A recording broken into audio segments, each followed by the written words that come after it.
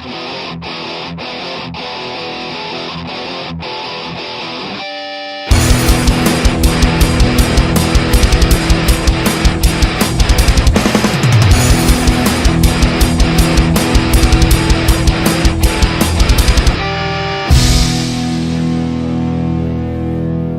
y'all, it's Heel Heat time.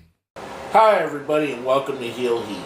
My name is George Coles and this is a special episode of It Came From the Network. Now the reason why we say it's special, because normally on It Came From the Network we go back and review the weird, wacky, bad, campy, silly stuff you can find on the WWE Network. This time we're going to take a little bit of a left turn. Yesterday was the 21st anniversary of the ECW's first pay-per-view, Barely Legal, which would make that ECW's Barely Legal is now Barely Legal. So in honor of that, I watched the pay-per-view yesterday, probably for the 40th time. I love this pay-per-view, just a precursor.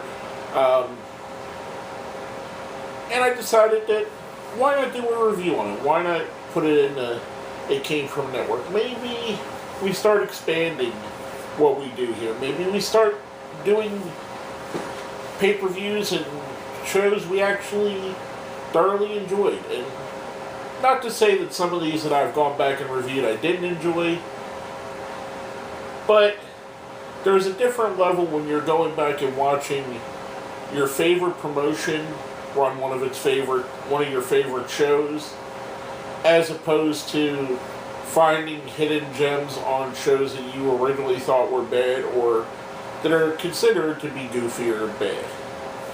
That being said, ECW Barely Legal, let's jump right into it. The first match of the night is for the ECW Tag Team Championships.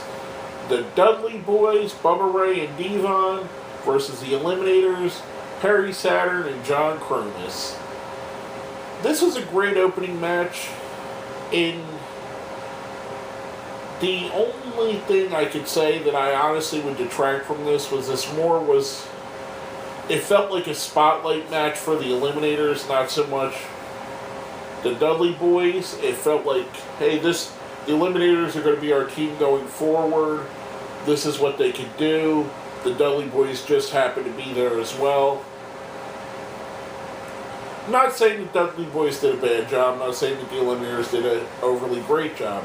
It just felt like the direction they were going was going to be the Eliminators, which they didn't last long as a team after this. Perry Saturn left for WCW shortly after this pay-per-view. But it was a good match. It was solid. It just, to me, felt a little bit one-sided. Eliminators, of course, pick up the win the tag titles. I'm going to give this one a 3 out of 5, 5 being the best and 1 being the worst. Like I said, it just felt a little one-sided. Other than that, it was a good match, a good opener, a quality opener for a pay-per-view. Can't really go against that. Coming from that, we see an ECW mainstay, Chris Candido, come out and say he can't wrestle the pay-per-view because he has an injured arm. He's not going to participate in this match versus Lance Storm, which brings out a replacement. And it's weird that this guy was a replacement and not on the card when you think back on ECW. But if you watched it at the time, he really hadn't made his mark yet, and that's Rob Van Dam. This is Rob Van Dam versus Lance Storm. Lance Storm with the rat tail, which is worth going back to see just for that. Fresh off the Thrill Seekers, Rob Van Dam. Very early glimpses of the greatness that we would see coming from him, character and skill-wise. I thought this was another great match. I thought it was really good. Van Dam picks up the win. Famously afterwards cuts a promo saying he's not a replacement player. He should be in the main event. That the only reason he did this pay-per-view is it's going to make him worth more money here and more money elsewhere. Insinuating what at the time a lot of people thought that the WCW and WWF, which became WWE, both wanted Van Dam and both were willing to offer big contracts. So he played off of that a bit, which of course the ECW ring is going to get him a massive heel reaction. I liked this match. I thought it was fun. I thought it was great to see two of the better wrestlers of the era going against each other. I'm going to give it a 4 out of 5. I thought it was a really good match. The only thing I would have liked a little bit better if it was a little bit longer. It was a little on the short side for my liking. But other than that, I thought it was really good.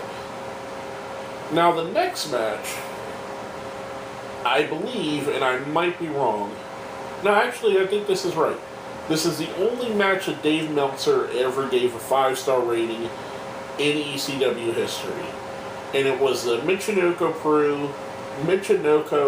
Pro match. And it's a 6-man tag match. Basically, they brought in 6 wrestlers from Michinoku Pro Wrestling to spotlight them on the show. So technically, it's not even an ECW 6 or a 5-star match.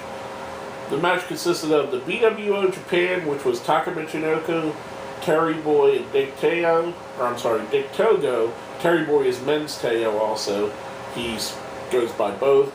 Dick Togo versus the Great Sasuke, Gran Hamada, and a last-minute replacement, Masato Yakushiji. And if I mispronounce that, I'm very sorry. I'm not really familiar with Masato's work that much, so I do apologize. This was a really good match, and I could see why it was given 4 stars at the time. Looking back at it now, it's hard to judge something so revolutionary once the revolutionary becomes normal. Just like watching a DDT now, it's hard to judge a DDT as a solid finisher when you got everybody and their mother doing one in their match. It's hard to judge moonsaults and, springboard dives when every match has a springboard dive and you got guys, big 300-pound guys doing these things. So, as good as it was and as innovative as it was at the time, it may have lost just a little bit of the luster in the years since, just because it's been copied and it's been done and people have taken the inspiration and went further with it. So I'm not going to be as kind as Dave. The Sasuke's team picks up the win. Surprisingly, I figured the BWO team would win, even watching it then, because the BWO was hot in ECW. I'm going to give this a 4 out of 5. I really still do think it's a really good match. Like I said, the only difference is I don't think when you look at it with what's happening, when you judge it for the time, it was really an amazing spectacle. When you look back at it now, there's a lot of stuff in there I've seen before. And even then, there was a lot of stuff you could see on the WCW Cruiserweight division that they did. So I never really felt Dave's 5-star rating in this match. I thought it was a really good match. I don't know the backstory, so maybe he has more to it than that. I didn't watch Michinoku Pro at the time. It wasn't easily accessible. It wasn't like now, where you could get Japanese wrestling at the click of a button. You had to wait months and months to get maybe a highlight tape of Japanese wrestling, so you didn't really know storylines. You didn't know all the players. Hence why, like I said here, I'm still not familiar with one of the guys in the match. So, a good match, a solid 4. Just, I don't think it was as good as Meltzer rated it, to be, in my opinion. And that's why I don't think people should take much stock in people's ratings. I do rate these things because this is my opinion, and I think if you're looking at my videos, you kind of want my opinion. So that's why I do it, and that's why Dave does it. And a lot of times we agree, sometimes we don't. I'm just saying, don't take Dave Meltzer's ratings as a be-all, end-all. Don't take my ratings as a be-all, end-all. I'm sure there's going to be matches that I tell you guys that I think are 5 stars and you think are 1-star matches. I'm sure there's matches that I'm going to say are 1 stars that you guys think are 5. But I digress off of that little bit of a rant. The next match we have was coming off a hot feud. Franchise Shane Douglas with Francine, who had left the Pitbulls to join Franchise, defending his ECW TV title against Pitbull number 2. That was a mouthful, guys. The setup to this famously is Shane Douglas broke Pitbull number 1's neck. He stole their manager. Basically a terrible, deplorable human being to them. We see the match goes on. Douglas picks up the win somewhat surprisingly. ECW was really good at this when you thought someone should cash in, someone should get their comeuppance, someone should get their revenge. They either drew it out a little bit more and made you wait a little bit more for that, or they threw you a total swerve. And on this case, they threw us a total swerve. Douglas picked up the win. The match itself, I wasn't too excited about. I thought it was okay. Nothing really good. I'm going to give it a 2 out of 5. If I look at probably the worst match on the card, and it's really weird to say that when you think about the franchise Shane Douglas and how much he means to ECW, that he was in the worst match in their first pay-per-view. After the match, we see a guy come out of the mask, which, backstory, there was this guy in the mask that was following Shane Douglas, taunting him.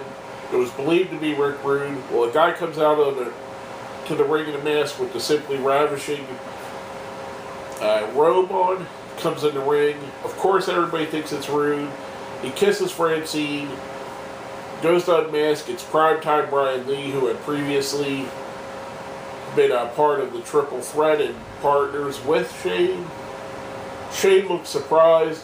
One of the riot cops that are notoriously at the ECW arena is behind him, takes off his helmet. Boom! There's Rick Rude. There's your surprise. There's what we expect from ECW. You look this way, it's coming from that way. You come from this way, it's going this way. This is what ECW did best. Other than putting on great, fantastic storylines and fantastic matches and crazy hardcore matches, the way they were able to put these shocks and surprises and little things into almost every single card is what it made the promotion what it was. You never really knew what was going to happen. And that was one of those things. We were given that it would be Rick Rude for so long that when it was Rick Rude and Brian Lee, it was a major shock. Now, coming up, we have the match that the pay-per-view was built on, but it wasn't the main event of the night. Now, it's a grudge match, 2 years in the making. Tazz versus Sabu. Tazz comes out with his manager, Bill Alfonso. To me, they put on the best match of the night. I'm going to give this one a 5-star rating. This is how you do a grudge match. This is how you do a hatred match. There was some really violent, stiff shots. Some mix of the hardcore, the different styles, the submission style of Tazz, the high-flying style of Sabu. I thought it was a really great match. I really thoroughly enjoyed it. I thought Tazz picking up the win is the way they should have went with it. Afterwards, we see Tazz say he respects Sabu. They shake hands and hug, only for Rob Van Dam to come out, who had been Sabu's tag partner, and attack Tazz. And we see Van Dam and Sabu lay the beating on Tazz. Bill Alfonso gets in the ring, rips off his Tazz shirt, shows that he has a Sabu shirt under. Again, another swerve that nobody expected. Fonzie says the reason he's turning is because he bet on Sabu. He didn't think Tazz could win. He lost a lot of money because of Tazz. If Tazz would have just lost like he thought he should.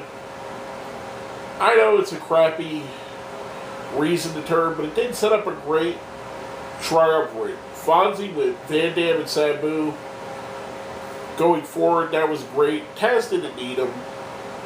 Sabu didn't talk, so we needed somebody to talk to for him. And Van Dam, as you know through the years, isn't the greatest talker. He has a certain style to him. But it's not exactly, he's not The Rock, and he's not Mick Foley or he's not Ric Flair. So him having the help of Alfonso really helped his career. Like I said, I give this a 5-star. Everything included, the after, the match, it was all great, in my opinion. Next up, we have for the number 1 contender for the ECW World Heavyweight Championship, the Sandman versus Stevie Richards versus the man himself, the hardcore legend, Terry Funk. I really enjoyed this match. I thought it was fun. I thought the three meshed well. I thought what they did, it was more of a fight than a match. I thought they hid the deficiencies of a guy like the Sandman, who's not a great wrestler. Stevie, who was a good athlete, helped with that. Funk, who was older and had knee problems at the time. He's still wrestling now. God bless him. It kind of masked their deficiencies having Stevie there. They kind of made Stevie seem a little bit tougher, who he had been basically a wimp his whole entire ECW career.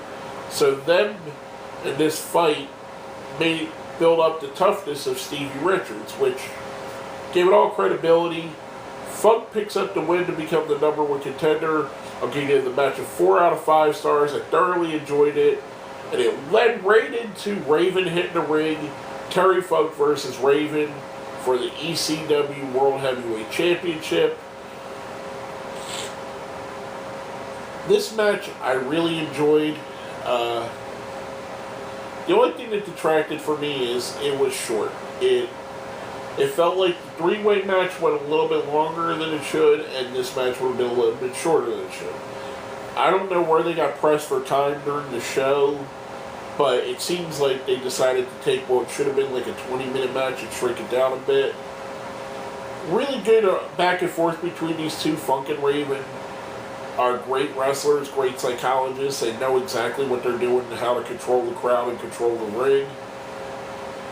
We see Raven's Nest come out, which for this night only had Reggie Bennett, which I believe this is their only ECW appearance. Reggie Bennett, famously of All Japan Pro Wrestling's women's division at the time, which, if you know your wrestling history, All Japan women's division in the 90s was flaming hot. It was as hot as any promotion's ever been anywhere.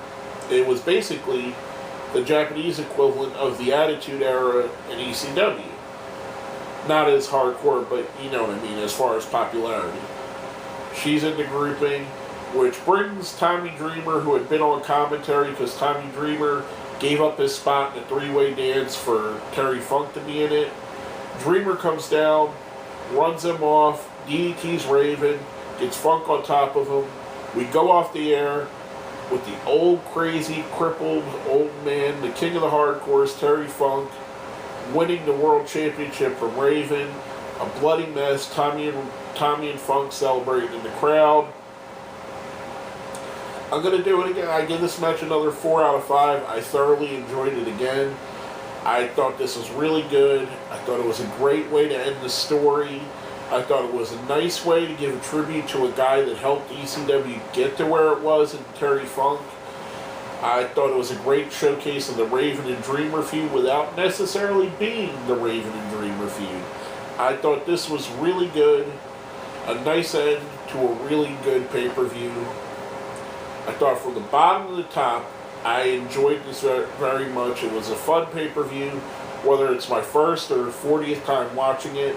And I know my glasses are rose-tinted because I'm a huge ECW mark.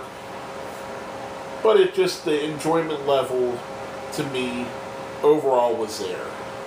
Now on these shows, on the it came from the network, we do a rating system. It's a 1 to 5 scale, 5 being the best, 1 being the worst.